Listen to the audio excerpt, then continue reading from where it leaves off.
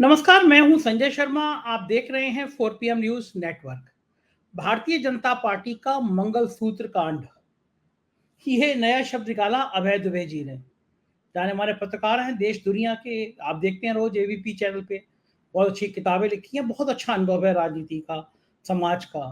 तो मैं उनसे रोज शो करता हूँ, तो मैं बातचीत कर रहा था, उन्होंने शब्द दिया भाजपा का मंगलसूत्र कांड। उनका कहना है कि भारतीय जनता पार्टी इतना लोगों को मूर्ख समझती है कि वो कुछ भी दिशा तय करेगी और लोग मान लेंगे उसकी। हुआ भी ये, मैं सुबह चैनल देख रहा था कि सैम पित्रोदा के बयान से पूरा चुनाव पलट गया। मैं भी चाहूंगा कि चुनाव पलट गया, तो मेरी रिपोर्टर है बहुत तेज तर्रार हयात। मैंने उससे कहा, हयात तुम आज राजधानी लखनऊ में जाके कुछ लोगों से बात करो, ज्यादा से ज्यादा लोगों से बात करना, पूछना कि सैम पित्रोदा साहब और ये संपत्ति का विवाद। यकीन मानिए, अधिकांश लोगों को कुछ नहीं पता था कि सैम पित्रोदा साहब ने कहा क्या है। और बहुत सारे लोग तो सैम पित्रोदा साहब को जानते भी नहीं थे, क्योंकि सैम पित्रोदा जी इंटेलेक्चुअल क्लास में पॉपुलर हैं, पढ़े लिखे लोगों में पॉपुलर हैं। लेकिन गांव देहात का आदमी, उस समय में संचार क्रांति के जनक रहे सैम पित्रोदा का, अब इस दौर का नौजवान क्या जाने। तो मैं हंस रहा था कि राजधानी लखनऊ में बैठे लोगों को जब यह नहीं पता कि सैम पित्रोदा साहब ने क्या कहा है, संपत्ति का विवाद क्या है, तो कैसे मान लेंगे कि साहब चुनाव पलट गया। देखिए, गोदी मीडिया कह रहा है अमेरिका में बैठे सैम पित्रोदा साहब ने कहा और चुनाव पलट गया। सैम पित्रोदा जी मेरे बड़े भाई जैसे हैं, मैं उनसे संग लगातार शो करता हूं, अभी पिछले हफ्ते भी शो किया था। तो मैं हंस रहा था कि इसी भ्रम में रहेंगे साहब कि साहब गोदी मीडिया के चैनल चला रहे हैं, चुनाव पलट गया। तो ऐसी तमाम बातें हमने अभय दुबे जी के संग कही। हमने पूछा अभय दुबे जी से कि ये जो सामाजिक मनोविज्ञान है, जो हालात हैं, उसमें भारतीय जनता पार्टी का चुनाव तंत्र कहाँ खड़ा है, बीजेपी के साथ साथ कांग्रेस कहाँ पे स्टैंड कर रही है। प्रधानमंत्री जो कहा करते थे 5 ट्रिलियन इकोनॉमी, हम दुनिया की सबसे बड़ी ताकत बन गए, विश्व गुरु बन गए, दुनिया झुक गया, ऐसी सब बातें तो कर नहीं रहे। प्रधानमंत्री जी चुनाव में मंचों पे मुसलमान, आरक्षण, ऐसी बातें कर रहे हैं। ये विकास वाली बातें, हमारी इतनी ताकतवर बनने वाली बातें, ये सब प्रधानमंत्री जी क्यों नहीं कर रहे हैं। तो आज अभय दुबे जी से इन सब बातों पर चर्चा होगी। बहुत मजेदार बात है, पूरा इंटरव्यू सुनिएगा, फिर बताइएगा कैसा लगा आपको। चैनल को ज्वाइन कीजिएगा, सब्सक्राइब करिएगा। चलते हैं अभय दुबे जी के पास। 4 PM न्यूज नेटवर्क में स्वागत है अभय जी आपका। मैं याद कर रहा था कुछ महीने पहले प्रधानमंत्री जी को जब भी सुनता था तो मुझे बड़ा अच्छा लगता था कि भारत अब 5 ट्रिलियन इकोनॉमी बनने जा रहा है, हम विश्व गुरु बनने जा रहे हैं, अमेरिका, जापान, लंदन सब हमारे सामने झुकेंगे, हम इतनी बड़ी ताकत बन गए हैं, आर्थिक दृष्टि से इतने मजबूत हैं, फौज की दृष्टि से इतने मजबूत हैं। लेकिन मुझे लगा कि जब चुनाव होगा तो प्रधानमंत्री जी ये सब बातें बताएंगे जनता को कि हम कितने मजबूत हैं। लेकिन प्रधानमंत्री जी तो सिर्फ मंगलसूत्र, मुसलमान, आरक्षण, इसके आगे जा ही नहीं रहे हैं। वो सारी बातें कहाँ चली गई अभय जी, वो सब जो बातें किया करते थे। देखिए, मैं इस वक्त जो हो रहा है, जो प्रधानमंत्री बोल रहे हैं और भारतीय जनता पार्टी जो कर रही है, मैं उसे भाजपा का मंगलसूत्र कांड बोलता हूँ आजकल। ये ये भाजपा का शब्द मंगलसूत्र कांड है। तो इससे हमें पता लग जाता है कि दरअसल ये क्या हो रहा है, इससे एक हवा मिल जाती है। बाद में हम इसका विश्लेषण करते रह सकते हैं।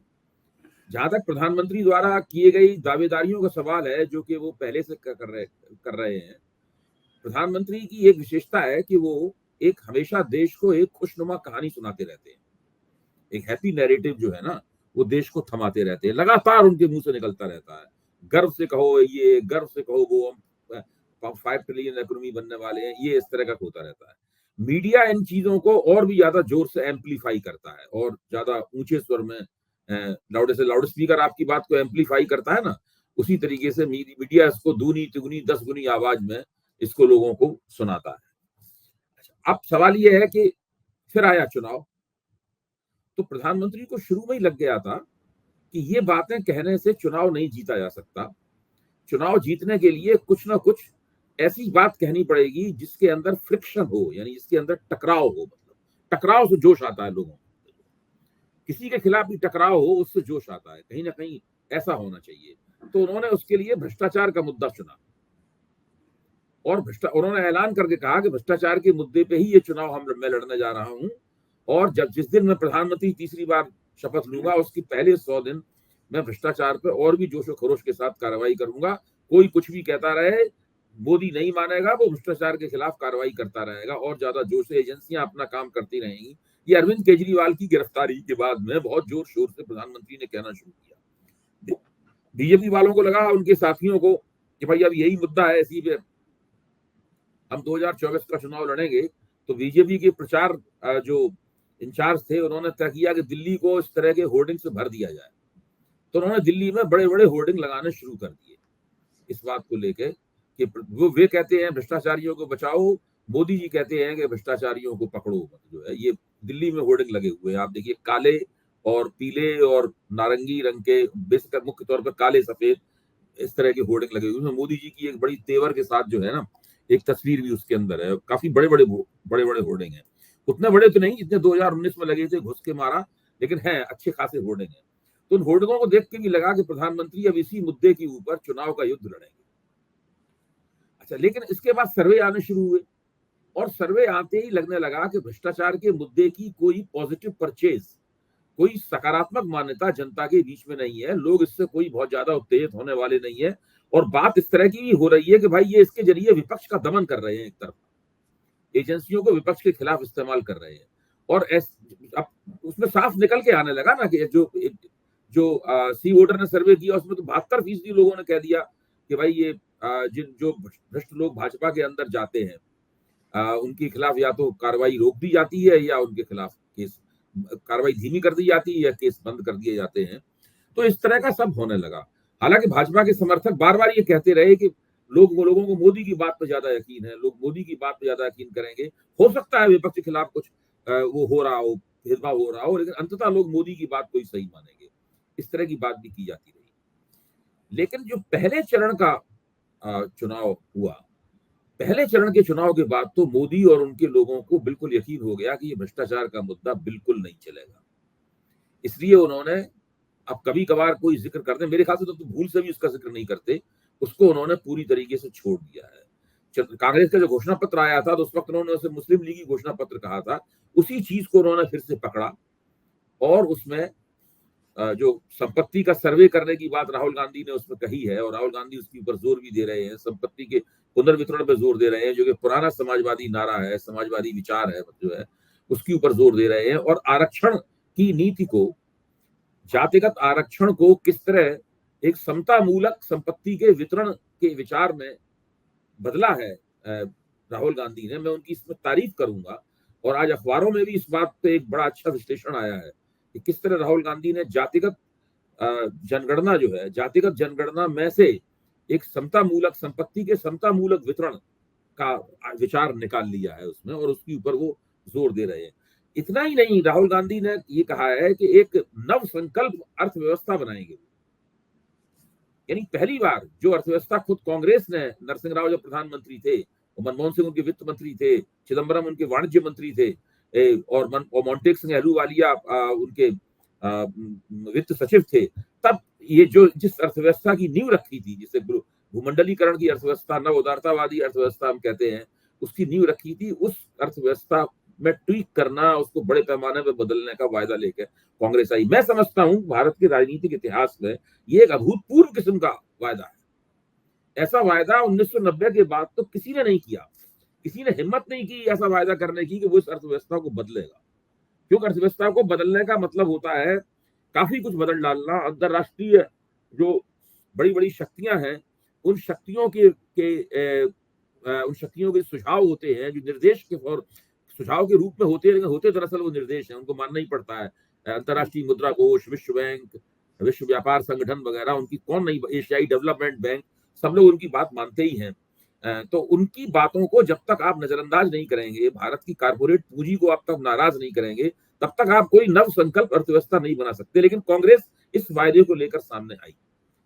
नरेंद्र मोदी अब उन्हीं चीजों को विकृत तरीके से, उल्टे सीधे मतलब निकालकर अपनी राजनीतिक गोटी लाल करने के लिए पेश कर रहे हैं। और वो उसको यहां तक चले गए कि उसको, कांग्रेस को मुसलमानों का एजेंट दे दिया, एजेंट करार दे दिया।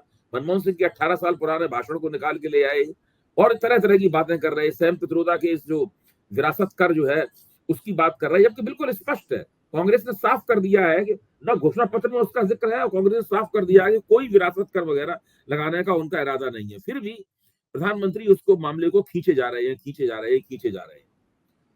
सवाल यह है कि क्या इसका कोई जनता के ऊपर असर हो रहा है? क्या जनता में ऐसा कोई एक मिनट रुकूंगा भाई जी। आज हमने, हमारी रिपोर्टर है हयात, हमने उसको भेजा, हमने कहा तुम राजधानी में मालूम करके आओ, लोगों से पूछो कि सैम पित्रोदा और उनका विरासत वाला बयान, और मैं कहा ज्यादा से ज्यादा लोगों से बात करना। हाँ। अभय जी, राजधानी लखनऊ में 90% लोगों को नहीं पता कि सैम पित्रोदा साहब कौन है, कहाँ है। सही कह रहे हैं आप, सही कह रहे हैं। लेकिन देखिए गोदी ये मीडिया मसला बहुत तकनीकी और पेचीदा है। चैनल की हेडलाइंस क्या थी कि चुनाव पलट गया, 3 दिन में चुनाव पलट गया सैम पित्रोदा के बयान से, मतलब गजब हाँ, का। देखिए देखिए ये पूरा मसला जो है बहुत ही तकनीकी और पेचीदा किस्म का मसला है। ये आसानी से किसी की समझ में भी नहीं आएगा और लोगों की रोजमर्रा की जिंदगी को ये प्रभावित भी नहीं करता है। भाई एक व्यक्ति के जीवन में एक क्षण केवल आता है जब उसको विरासत में कोई संपत्ति प्राप्त होती है, अपने पिता की, अपने पूर्वजों की संपत्ति प्राप्त होती है। उस वक्त वो कर दे रहा है, जैसे जब मुझे अपने पिता माँ बाप की संपत्ति मिली थी विरासत में, है वसीयत के जरिए, तो मुझे कोई कर नहीं देना पड़ा क्योंकि उस वक्त कर का कोई प्रावधान था नहीं, मुझे कोई कर नहीं देना पड़ा। इसलिए मुझे तो ये बात सुन के थोड़ा ताज्जुब ही हो रहा है, लेकिन बाद में पता चला कि कर दिया जाता है। लेकिन जो भी हो, स्थिति ये है कि इस मसले के ऊपर प्रधानमंत्री एक तीर से कई शिकार करना चाहते हैं। पहला तो लक्ष्य यही है कि भाई मतदाताओं में कुछ जोश आए और मुसलमानों के खिलाफ और कांग्रेस के खिलाफ नफरत बढ़ गए। एक तो मकसद ये है। दूसरा मकसद ये है कि भाजपा के कार्यकर्ताओं में जोश आए, वो जो मुरझाए पड़े हुए हैं। तो भाई मोदी जी ने जीत की गारंटी दे दी है, अंग्रेजी में कहते नहीं है सिट बैक एंड रिलैक्स, तो कार्यकर्ता सिट बैक एंड रिलैक्स के मूड में है। राष्ट्रीय स्वयंसेवक संघ के लोगों में कोई जोश आए, वो कुछ लगे और जो पूरक भूमिका निभाते रहे, जो बड़ी महत्वपूर्ण होती है, कभी कभी निर्णायक भी होती है, उस पूरक भूमिका का निर्वाह करें। एक तीर से 3 शिकार वो करना चाहते हैं। कल जो वोट पड़ेंगे, जिसमें शायद 42 से 43 सीटों की हिफाजत, सीटों को बचाना है नरेंद्र मोदी को, कल के वोटों की रिपोर्टिंग के बाद नरेंद्र मोदी फिर से गौर करेंगे कि ये वो भाजपा का जो मंगलसूत्र कांड है, इसको वो जारी रखें या इसको भी छोड़ दें। जैसे भ्रष्टाचार के मुद्दे को उन्होंने डस्टबिन में फेंक दिया, उस तरीके से मंगलसूत्र कांड को भी कूड़ेदान में वो फेंक सकते हैं। बिल्कुल ठीक कह रहे हैं, लेकिन एक बड़ा अच्छा लगा कि चुनाव आयोग को याद आ गया। आपको क्या लगता है, चुनाव आयोग ने मोदी जी को, राहुल जी गांधी की बातों को, जेपी नड्डा और खड़गे जी को नोटिस दिया है, तो ये जो नोटिस दिए गए हैं, क्या ये चुनाव आयोग की अंतरात्मा जग गई है, कोई साजिश है, कोई प्लानिंग है, चुनाव आयोग का खेल है, ये क्या लगता है आपको? देखिए ये तो पहली नजर में बिल्कुल विशुद्ध बकवास है। मैं शब्द का इस्तेमाल मैं आमतौर पर करता नहीं हूँ। चुनाव आयोग एक बड़ी प्रतिष्ठित संस्था है देश की, इसलिए मैं इसे बकवास कह रहा हूँ कि भाषण दिया प्रधानमंत्री ने, तो उसका नोटिस उनके अध्यक्ष जगत प्रकाश नड्डा को क्यों दिया जा रहा है? ये कौन सी विधि है? भाषण दिया राहुल गांधी ने, उसका नोटिस मल्लिकार्जुन खड़गे को क्यों दिया जा रहा है? राहुल गांधी ने पिछले दिनों जो भाषण दिए थे, सारे नोटिस तो राहुल गांधी को दिए गए थे, सारे जवाब राहुल गांधी को दिए जाते थे। इस बार चुनाव आयोग ने ये कौन सी मेथोडोलॉजी निकाली है?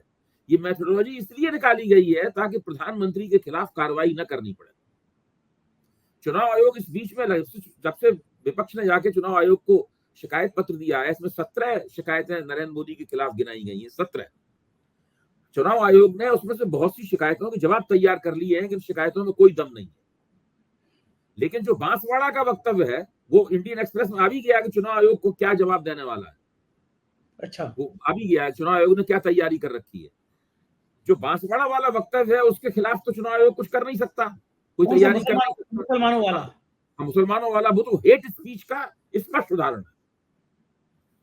वो तो हेट स्पीच, उस वक्तव्य को लेके अगर कोई उसमें घुसपैठिया कहा है मुसलमानों को, अगर कोई सुप्रीम कोर्ट में चला जाए, तो जिस तरह एक बार में बाल ठाकरे से मतदान का अधिकार ले लिया गया था, आपको याद होगा ना, बाल ठाकरे को प्रतिबंधित कर दिया गया था कि 5 वर्ष तक वो मतदान नहीं कर सकते।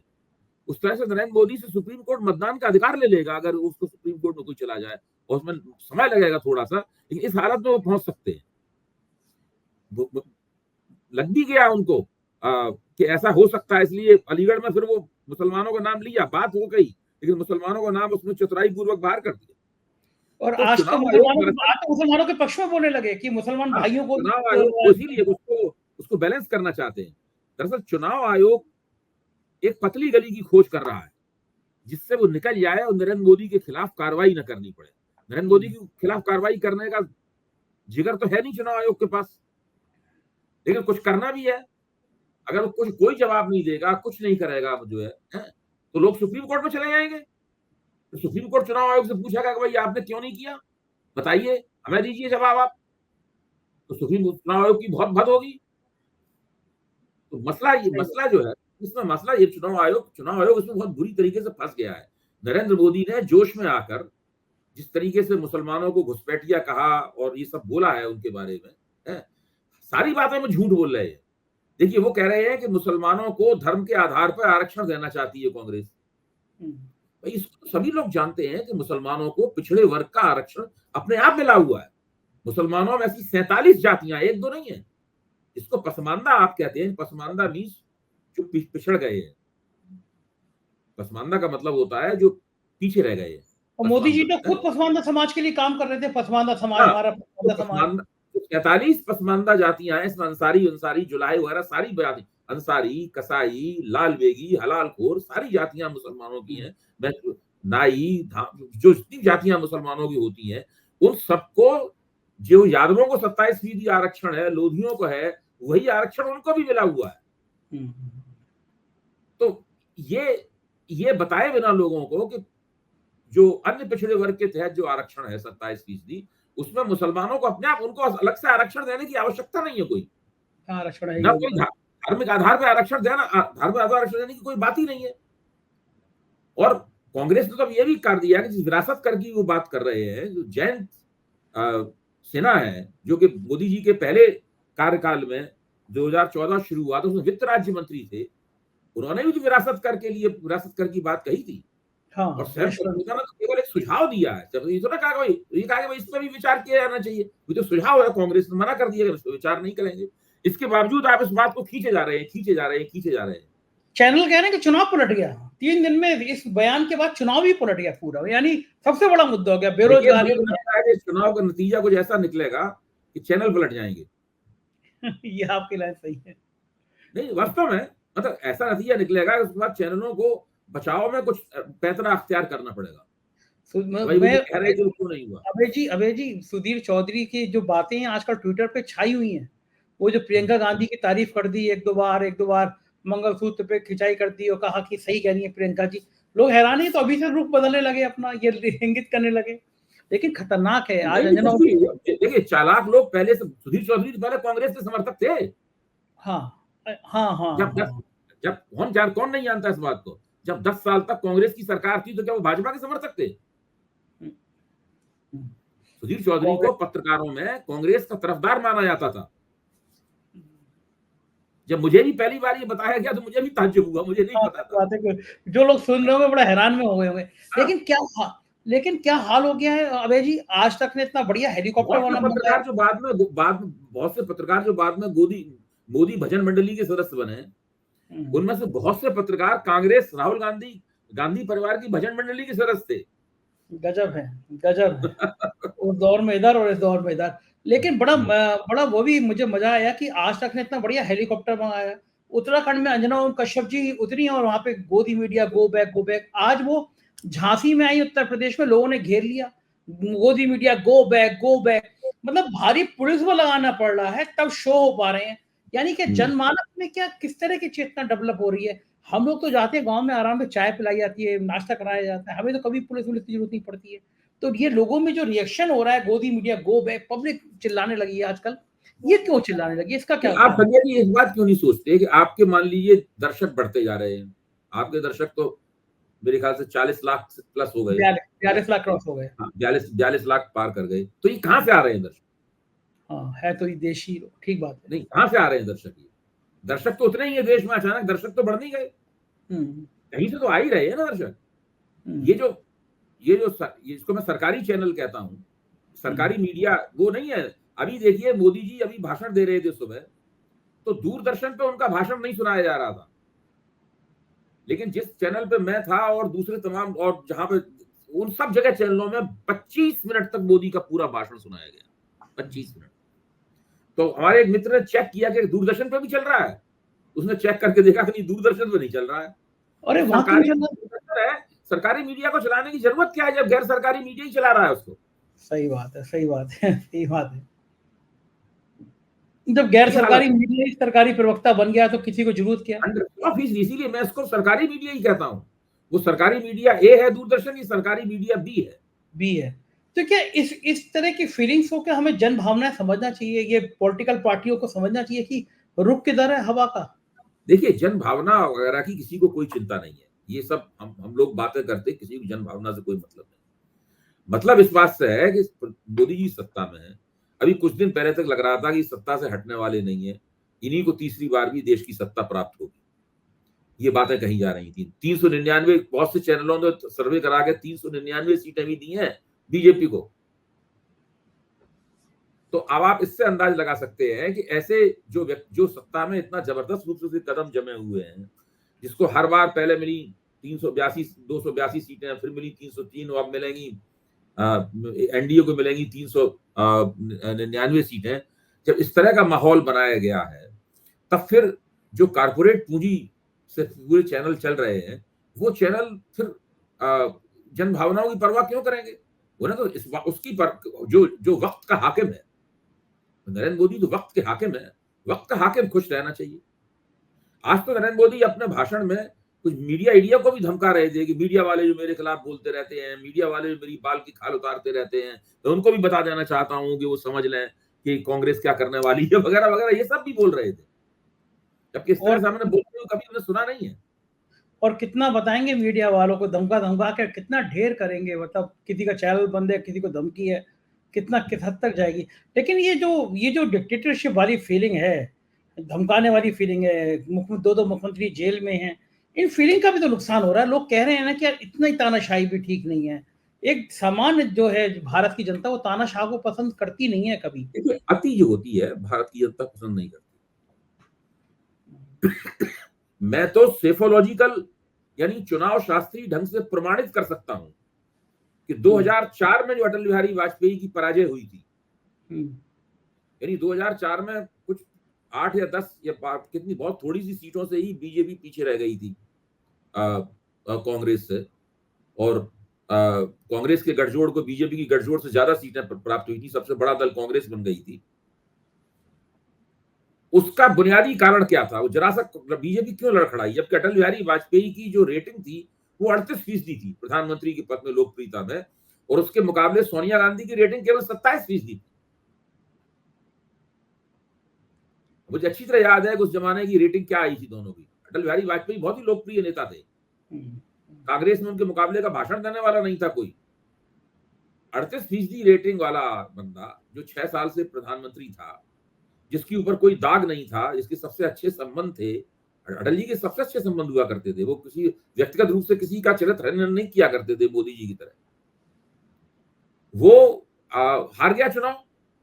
कैसे हार गया? मैं कहता हूं वो चुनाव भी मोदी की वजह से हारा था। कैसे? 2004 का चुनाव भी मोदी की वजह से हारा गया था। क्यों? देखिए, जो 2002 में जो गुजरात में भयानक मुस्लिम विरोधी हिंसा हुई थी, उस हिंसा की वजह से जो बहुत ही मामूली सा वोट भाजपा से फिसला, ये वही वोट था जो हिंसा से नाराज लोगों ने दिया। उसमें बहुत से बाकायदा लोकनीति के सर्वे में निकल के आता है तथ्य। बहुत से लोगों ने कहा कि भाई ये गलत हुआ। वो भाजपा के वोटर हुआ करते थे, उन लोगों ने भाजपा को वोट नहीं दिया। उन जरा से वोटरों की वजह से ये फिसल गए थे उसमें। इस बात को प्रोफेसर विजय बहादुर सिंह ने, प्रोफेसर धीरूभाई शेठ ने, देश के दो बहुत बड़े समाज वैज्ञानिक थे। प्रोफेसर धीरूभाई शेठ तो आज दुनिया में नहीं है, मैं उनको अपना गुरु मानता हूं। मैंने उनकी एक रीडर भी संपादित किया है, सत्ता और समाज शीर्षक से। आप भी कभी पढ़िए उसको। He was a great political sociologist. तो और बहुत ही मतलब मैं उनको बारे में कहा जाता था कि he is a reservoir of ideas. वो बिल्कुल विचारों की एकदम विचारों की खान है, मतलब ऐसे ऐसे व्यक्ति थे। उन्होंने भी इन बातों को रेखांकित किया था कि ये 2004 में भाजपा जीतते जीतते चुनाव कैसे हार गई थी। जब क्योंकि लोग जब जो अति कर देते हैं, देखिए वो भी 2004 में कांग्रेस जीत जरूर गई थी, लेकिन कांग्रेस का ग्राफ लगातार नीचे ही जा रहा था। 2009 में भी कांग्रेस जीत गई, लेकिन ऐसा कांग्रेस पुरानी ग्लोरी, पुरानी शान और शौकत कहां थी उसमें, जब कांग्रेस को 350 से ज्यादा सीटें मिलती थी? वो तो नहीं रह गई ना। तो ये एक बात है, इसको समझना चाहिए। इन लोगों ने हद कर दी है, और हद का है ना कोई नुकसान होगा। कितना होगा, कैसे होगा, ये तो 4 जून को पता चलेगा। लेकिन ये असंभव है कि इन लोगों को नुकसान न हो। अच्छा, ये जो चुनाव प्रचार चल रहा है, आप इसमें क्या मानेंगे कि भाजपा का बेहतर है चुनाव प्रचार या कांग्रेस का बेहतर है चुनाव प्रचार? देखिए, जहां तक चुनावी मुहिम को सुव्यवस्थित तरीके से और तर्क संगत तरीके से चलाने की बात है, उसमें तो भाजपा मुझे शुरू से आगे लग रही है। अब जैसे कि मान लीजिए समाजवादी पार्टी 13 से ज्यादा उम्मीदवारों को बदल चुकी है।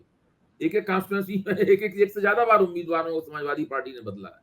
खुद अखिलेश जहां से लड़ रहे हैं अभी, उससे पहले उन्होंने तेज प्रताप को घोषित कर दिया था। अब फिर अखिलेश ने आके पर्चा भर दिया कन्नौज से। तो ये इस तरह की अव्यवस्था भाजपा में आपको नहीं मिलेगी। 1-2 जगह मिलेगी वहां पर, इतना नहीं मिलेगा भाजपा में इस तरह की अव्यवस्था। उस लिहाज से देखा जाए कि रणनीतिक रूप से भाजपा जो है ज्यादा सुसंगत तरीके से चुनाव लड़ते हुए दिखती है। अच्छा, लेकिन जनता में प्रभाव किसका लगा है? जितनी चीजें भाजपा के हाथ में है वो तो भाजपा ने ठीक कर ली, लेकिन जो चीजें भाजपा के हाथ में नहीं है वो आप कैसे ठीक करेंगे? आपने 10 साल में जिस तरह का शासन चलाया है, 10 साल में जिस तरह आपने भाजपा को कैप्चर करके बिल्कुल एकदम डिस्ट्रिक्ट मजिस्ट्रेट की तरह, जैसे डिस्ट्रिक्ट मजिस्ट्रेट कलेक्ट्री चलाता है, कलेक्ट्री के दफ्तर को चलाता है, उस तरीके से आपने एक पॉलिटिकल पार्टी चलाई। उससे क्या हुआ कि आपने भाजपा के कार्यकर्ता की जो राजनीतिक पहलकदमी होती है, उस पहलकदमी को छीन लिया। 10 साल से आप छीने हुए हैं। सारी सत्ता आपके हाथ में है, आप ही लोगों को बांटते हैं। आप, तुम्हें इतनी सत्ता का हिस्सा मिलेगा, तुम्हें ये मिलेगा, तुम्हें ये मिलेगा। आप सिन्नियां बांट रहे हैं, तो वो ये जो हो रहा, आप एक दिन पहले आया आदमी जिसको आप गाली दे रहे थे, कल तक तुरंत आपने उसको राज्यसभा में भेज दिया। फिर एक आदमी आया जिसको आप कल तक अपराधी बता रहे थे, कोयला घोटाले का अभियुक्त बता रहे थे, उसको आपने लोकसभा का टिकट दे दिया 24 घंटे के अंदर अंदर। तो ये सब जो काम आपने किए हैं, इन सब कामों से धीरे धीरे करके कोई समझ नहीं पाया, न मोदी समझ पाए, न हम लोग समझ पाए। एक इनर्शिया, एक तरह की जड़ता भाजपा के कार्यकर्ताओं में आ गई। राष्ट्रीय स्वयंसेवक संघ में वो जड़ता आ गई। संघ वाले कहते हैं कि मोदी ने गारंटी दी है, हमने नहीं गारंटी दी है ये। तो ये जो सब जो हुआ है ना, ये नहीं अंदाज था कि ऐसा हो जाएगा भाई। राजनीति कहते हैं सिक्के के 2 पहलू होते हैं, राजनीति में सिक्के के कई पहलू होते हैं। तो ठीक बात है, कब कौन सा सिक्का कहाँ काम आ जाए, कहाँ नहीं जा सकता, आपको पता ही नहीं कितने पहलू है सिक्के में। बिल्कुल ठीक बात है, और ये कब कैसे चेंज होगा बहुत कहना मुश्किल है, बहुत कठिन है डगर पनघट की। शुक्रिया अभय जी हमसे बातचीत करने के लिए और सब बातें बताने के लिए। तो ये थे अभय दुबे जी, आपने सुना पूरी बात। क्या मजेदार बात है, और प्रधानमंत्री जी को पता नहीं क्यों ऐसा लगता है कि वो जो कह रहे हैं वो सच है, लेकिन ये जनता है ये सब जानती है। 4 जून को पता चल जाएगा। आप अपनी राय बताइएगा, चैनल को ज्वाइन कीजिएगा, सब्सक्राइब करिएगा। शुक्रिया, थैंक यू।